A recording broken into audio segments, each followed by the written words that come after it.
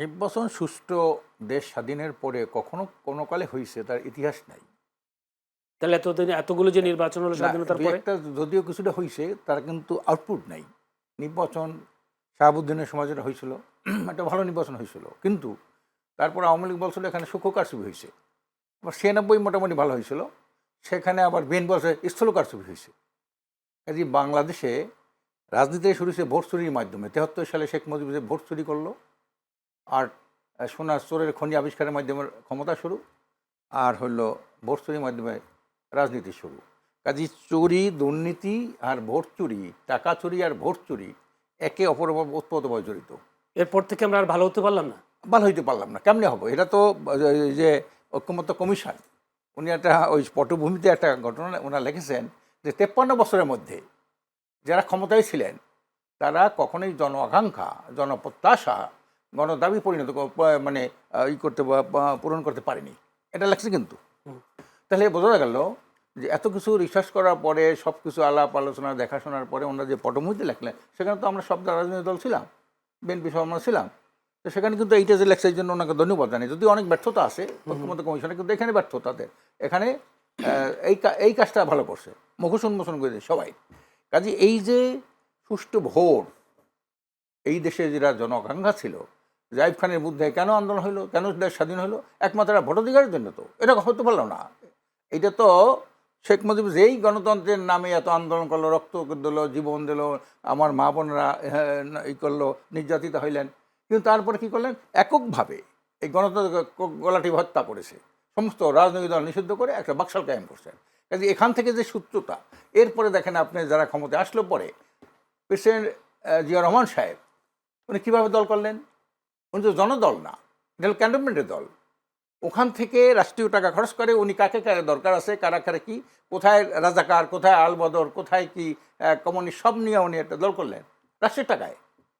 এই জন্যে ওনারা তো ক্ষমতা গেছেই করলো রাষ্ট্রের টাকা খরচ করিয়া, ক্ষমতা থেকেই উনি দল করছেন। আর অন্য দলগুলো কি করে? তার মাধ্যমে তো বহুদলীয় গণতন্ত্র প্রতিষ্ঠা পেয়েছিল, এটাও তো বলা না, হয়। বহুদলীয় গণতন্ত্রটা কি? বহুদলীয় কি? বহুদলীয় আছে। খালেদা জিয়া যখন এককভাবে একটা নির্বাচন করে, যার কেউ না করলে আমি করবো, 96 সালে করলো না? তাই এটা গণতন্ত্র হইল? কেউ না করলে আমি করবো। তাই যারা শেখ মুজিব গণতন্ত্রের জন্য আন্দোলন করলো, সেই গলাটি হত্যা করলো। জিয়া রহমান বহুদলীয় গণতন্ত্র প্রতিষ্ঠা করলেন, খালেদা জিয়া এটাকে কবর রচনা করে দেন এককভাবে 15 দিনের জন্য নির্বাচনটা করলেন। তাহলে বোঝা গেল কি? আমরা এই যে রাজনীতির দুর্বৃত্তায়ন, ভোট ডাকাতি, ক্ষমতার জন্য যে কোনোভাবে এনি হাউ ক্ষমতায় যাওয়া, আপনি দেখেন কি একটা আগুন লাগাই দিল বাংলাদেশের মধ্যে। তৃতীয় বিশ্বযুদ্ধ শুরু হয়ে গেল। তারেক জিয়া, উনি জনাব তারেক জিয়া সাহেব ওখানে ঘোষণা করলেন কিছু প্রার্থীর নাম, 236 জন।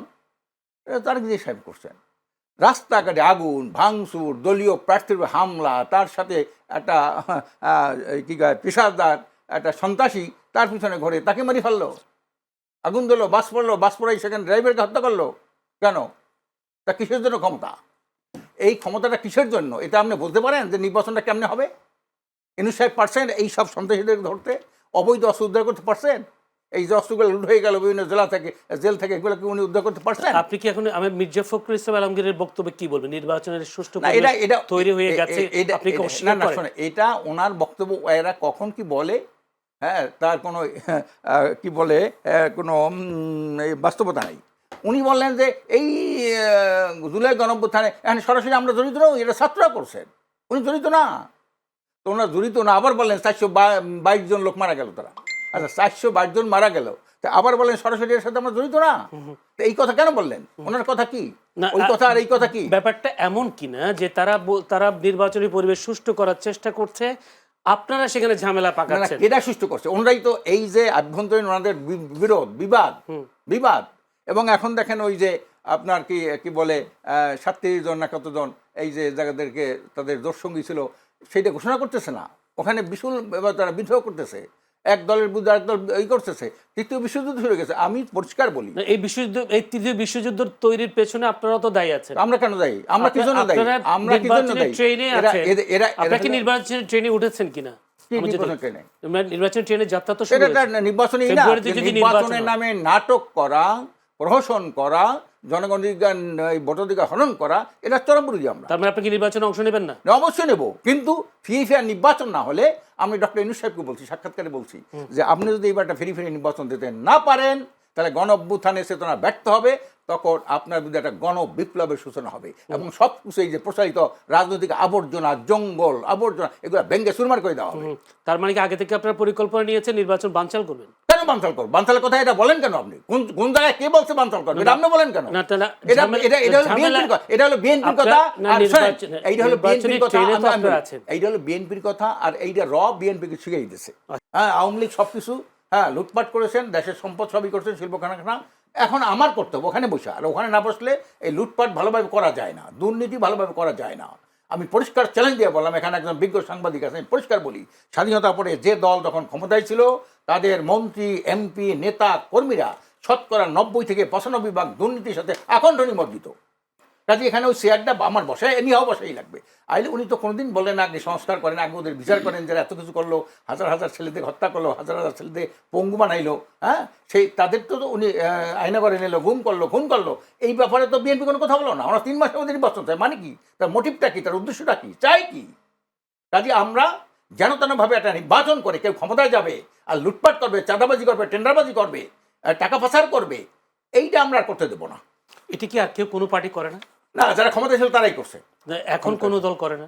না, এখন যারা সব তো দেখেনি, আপনার পত্রিকায় লেখেন না, আপনার টেলিভিশনে প্রচার করেন না, কারা কারা করে দেখেন না, কারা মানুষকে হত্যা করলো, আইয়ামে জাহিলিয়াতকে হত্যা শেষ করলো, আওয়ামী লীগ একটা করলো, লগি বৈঠার আন্দোলন একটা ছেলেকে পল্টনে জমা হত্যা করলো, আর বিএনপি করলো কি ওই মিটফোর্ডের ওইখানে যে ছেলেটাকে পাথর নির্মমভাবে হত্যা করলো। সে দুইটাই কিন্তু বিএনপি।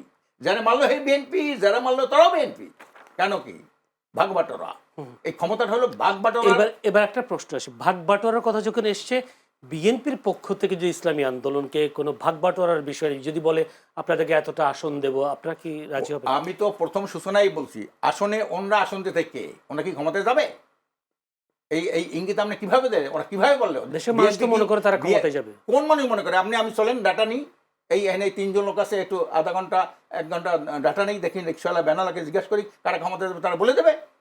শুয়ে তো স্বপ্ন সুখ দেখলে হবে না। বিভিন্ন জরিপে তো তারা আগে এগুলো ফেক নিউজ, ফেক জরিপ, এগুলো বাস্তব জরিপ না, এগুলো মিথ্যা, টাকা পয়সা দিয়ে এগুলো জরিপ করায়। আগামী নির্বাচনে বিএনপি তাহলে আসছে না? এটা জনগণ বলে দেবে। কিন্তু ওনারা যেভাবে বলতেছেন, ওনরা আসন দিতে কে? ওনরা কে? আমরাও আন্দোলন করছি, ওনরাও করছে, ওনরা দিতে কে? এই কথাটাই তো মারাত্মক। এবং ওনারা নিজেরা বড় দল মনে করে। কয়েকবার ক্ষমতায় এসেছেন, না তা আসতে পারে, সে কিভাবে ক্ষমতায় এসে একক নির্বাচন করেছে 15 দিনের জন্য, এটাও তো একটা ক্ষমতার অংশ, এই তার পার্ট। 15 দিনের যে নির্বাচনটা, এটাও তো তাদের একটা রেজিম। কাজে এইটা আপনি কি বলতে চাচ্ছেন আওয়ামী লীগের রেজিম আর বিএনপি রেজিম একই? কার্যকলাপ তো একই। আওয়ামী লীগ গণতন্ত্র হত্যা করছে, ওরাও তো 15 দিনের জন্য একটা নির্বাচন। এটা কি গণতন্ত্র হত্যা না? এটা আপনি কি মনে করেন? এটা গণতন্ত্র হত্যা না? কেউ করে না, আমি করবো। এই যে ঘটনাটা, এটা আপনি কি মনে করেন? একই তো রেজিম। এখন যে শুরু করছে আওয়ামী লীগ, যা শুরু করছিল এরা কিন্তু নির্বাচন আগে তাই শুরু করছে। এরা কিন্তু আপনাদের দলের আমি যেটা বলেছেন এটাই সত্য, যে নৌকা ধানের শেষ এক সাপের 2 বিষ কথাটা কি আপনি 2 সাপের 1 বিষ এই বিষয়টাকে আপনারা মনে প্রাণে বিশ্বাস করেন? এইটা হলো আমাদের বহুত আগের পুরানো একজন শিল্পী ছিল, উনি ইন্তেকাল করেছেন, ওনার একটা গান ছিল, এইটা ছিল 2008 সালের গান। সেইটা এখন পুরানো হয়ে গেছে, এখন এই গানটা বাজিয়েছে।